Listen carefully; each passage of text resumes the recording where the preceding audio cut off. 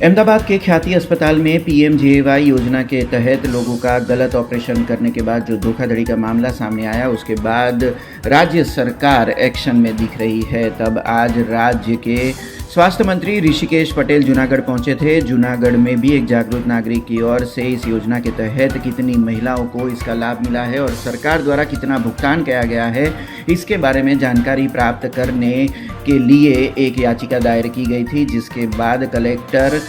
समेत के लोगों की ओर से इस बारे में जानकारी जुटाने का पूरी योजना की गई, जिसके बाद जूनागढ़ में पीएमजेएवाई के तहत जो इलाज ले रहे हैं उन सभी मरीजों के साथ स्वास्थ्य मंत्री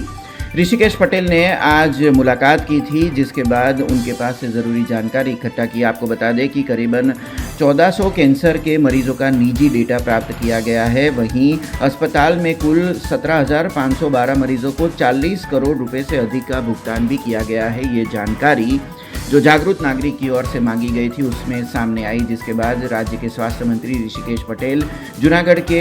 जीएमईआरएस अस्पताल में जो पीएमजेएवाई के तहत जो मरीज इलाज ले रहे हैं उनके साथ उन्होंने बातचीत की थी। और ये बातचीत के बाद जूनागढ़ जिला कलेक्टर के साथ एक विशेष बैठक भी आयोजित की थी, जिसके तहत भविष्य में भी पीएमजेएवाई योजना के तहत जो मरीज इलाज ले रहे हैं उन मरीजों के साथ कोई भी धोखाधड़ी का मामला सामने ना आए, उस हेतु से एक योजना भी तैयार की गई।